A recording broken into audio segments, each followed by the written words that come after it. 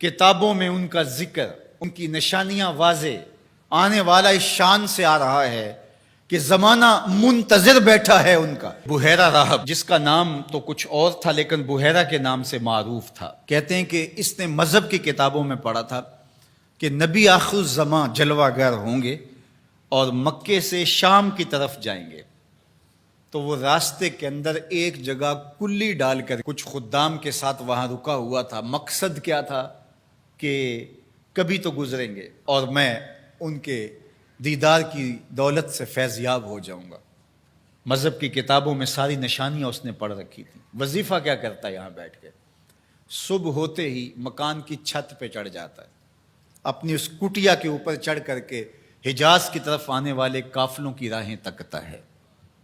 قافلے گزر جاتے ہیں، شام کو پھر نیچے آ جاتا ہے، اگلے دن سویرے پھر یہی عمل شروع ہو جاتا ہے۔ شب ہجر کی سختیاں کوئی اس سے جا کے پوچھے، تیری راہ تکتے تکتے جسے صبح ہو گئی، مدتیں بیت گئی، ماہ و سال گزر گئے۔ ایک دن وہ اپنے مکان کی چھت پہ چڑھا ہی تھا تو ایک قافلہ دکھائی دیا۔ اس نے کیا منظر دیکھا کہ دائیں بائیں کے درخت سجدہ کناں ہیں۔ سمجھ گیا میرا مقصود آ گیا ہے، جس کے لیے انتظار کی گھاتیں تھیں، جس کے لیے منتظر رہا شب و روز، جس کے لیے راستے میں کلی ڈال کے بیٹھا ہوا تھا، وہ مقصود، وہ گوہر مراد آج نصیب ہونے والا ہے۔ تو جلدی سے نیچے اترتا ہے اور اپنے مصاحبوں سے کہتا ہے، جلدی جلدی اس قافلے والوں کا کھانا تیار کر دو۔ کہا کہ پہلے بھی قافلے گزرتے ہیں، یہاں رکتے بھی ہیں، آپ نے کسی کو پوچھا بھی نہیں۔ کہا بس آج کسی کی طفیل ان کو کھانا دیا جا رہا ہے۔ یہ قافلہ جب قریب پہنچا اور انہوں نے پڑاؤ کیا، اس کی کٹیا کے قریب بہت بڑا ایک درخت تھا، وہاں رک گئے۔ تو اس نے میسج بھیجا کہ آج دوپہر کا کھانا تمہارا میرے ساتھ ہوگا، آج تم میرے مہمان ہو۔ یہ بہت خوش ہوئے کہ ہم پہلے بھی گزرتے تھے، یہاں رکتے بھی تھے، اس نے کبھی پوچھا بھی نہیں تھا، آج خاص پذیرائی ہے۔ کھانے کا وقت ہوا تو وہ آیا، اور جس طرح وہ لوگوں کے مجمع میں کسی کو ڈھونڈ رہا ہو، حضور علیہ السلام اونٹوں کے پاس تھے، 12 سال حضور علیہ السلام کی عمر تھی، تو آقا کریم وہاں تشریف فرما تھے اور یہ سارے یہاں کھانا کھانے درخت کے نیچے بیٹھے تھے۔ میرے والد گرامی، اللہ ان کی قبر پہ کروڑوں رحمتوں کا نزول فرمائے۔ تو یہاں ترمذی شریف کے اندر تفصیلی واقعہ موجود ہے، اس میں عربی الفاظ جو ہیں ان کا ترجمہ اپنے لہجے میں وہ یوں کیا کرتے تھے کہ وہ بحیرہ راہب آ کر کے ان سے کہتا ہے کہ بارات آئی بیٹھی ہے، دولہا کہاں ہے؟ بارات آئی بیٹھی ہے، دولہا کہاں ہے؟ پھر حضور علیہ السلام جب تشریف فرما ہوئے تو اب وہ راہب آیا، فَأَخَذَ بِيَدِ رسول اللہ صلی اللہ علیہ وسلم۔ حضور کی عمر کتنی ہے؟ 12 سال، اور حضور کا اس نے ہاتھ پکڑ لیا۔ صحیح ترمذی میں روایت ہے، قال، اور اس نے کہا، ھذا سید العالمین، قافلے والو سن لو، یہ تمام جہانوں کا سردار ہے۔ ھذا رسول رب العالمین، یہ تمام جہانوں کا رسول ہے۔ یبعثہ اللہ رحمت للعالمین، اور سن لو اللہ اس کو تمام جہانوں کے لیے رحمت بنا کے مبعوث فرمانے والا۔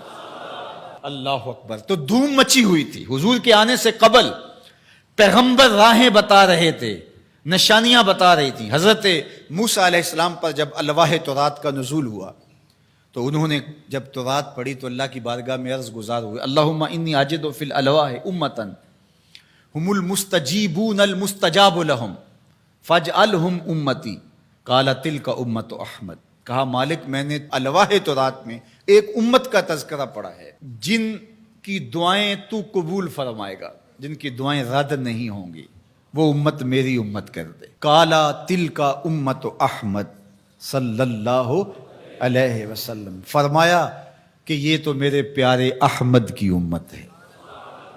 آپ کا ذکر تورات میں ہے، مثلہم فی التوراۃ و مثلہم فی الانجیل۔ اللہ قرآن مجید میں ارشاد فرماتا ہے کہ حضور کے ساتھیوں کا ذکر، ان کی مثالیں اللہ نے تورات میں بھی بیان کی ہیں اور انجیل میں بھی بیان کی ہیں۔ اللہ اکبر۔ اب تورات کی کہانی سنیے، 9 سوال تھے مسلسل، اللہ اس میں یہ شان ہے، اس امت کو یہ مرتبہ دیا گیا، یہ شان دی گئی، وہ امت میری امت کر دے۔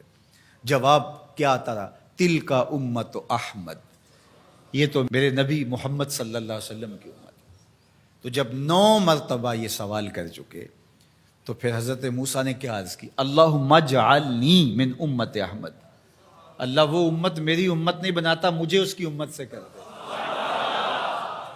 چوں بشانش نگاہ موسیٰ کرد، شدن از امتش تمنا کرد۔ جب حضرت موسیٰ نے ان کی شانیں دیکھیں تو خود آرزو کی مالک مجھے اس نبی کی امت سے کر دے۔ پیغمبروں نے آرزویں کی، 12 نبیوں کی آرزویں مختلف کتب میں موجود ہیں، جنہوں نے یہ تمنا، یہ آرزو کی۔ یار ہم نے کوئی آرزو تو نہیں کی تھی، ہم نے کوئی منتیں تو نہیں مانی تھی، ہم نے کوئی وظیفے تو نہیں پڑھے تھے، ہم کوئی دعائیں تو نہیں کرتے رہے کہ یا اللہ اس نبی کی امت سے کر دے۔ ہماری آنکھ کھلی، مقدر جاگا۔ ہمارے والد صاحب مسجد سے مولانا کو بلا لائے، اس نے کان میں آ کے کہا مبارک ہو، تو حضور کا غلام بن کے آ رہا ہے، شاہوں سے ملا ہے نہ تونگر سے ملا ہے، اللہ کا عرفان اسی در سے ملا ہے۔ اوروں کو ملا ہے تو مقدر سے ملا ہے، مجھ کو تو مقدر بھی تیرے در سے ملا ہے۔ یہ میرے اور آپ کے بخت کے ہم حضور کی امتی۔ میرے والد گرامی جھوم کے پڑھا کرتے تھے، محمد جانے جانا ہے پیغمبر ہو تو ایسا، محمد جانے جانا ہے پیغمبر ہو تو ایسا ہو، رسولوں کی بشارت سے مبشر ہو تو ایسا ہو، امر توقیر کا سب کو موکر ہو تو ایسا ہو، کیا ہم کو غلام ان کا مقدر ہو تو ایسا ہو، کیا ہم کو غلام ان کا مقدر ہو تو۔ میری خوش قسمتی میں تیرا امتی، بری نازم کے ہستم امتے تو گناہ گارم و لیکن خوش نصیبم۔ میں اس بات پہ ناز کرتا ہوں کہ حضور میں آپ کا امتی ہوں، گناہ گار ہوں لیکن خوش نصیب ہوں۔ تو ساری زندگی بھی اس نعمت کا شکرانہ ادا کرتے رہیں، حق کے شکر ادا نہ ہو پائے۔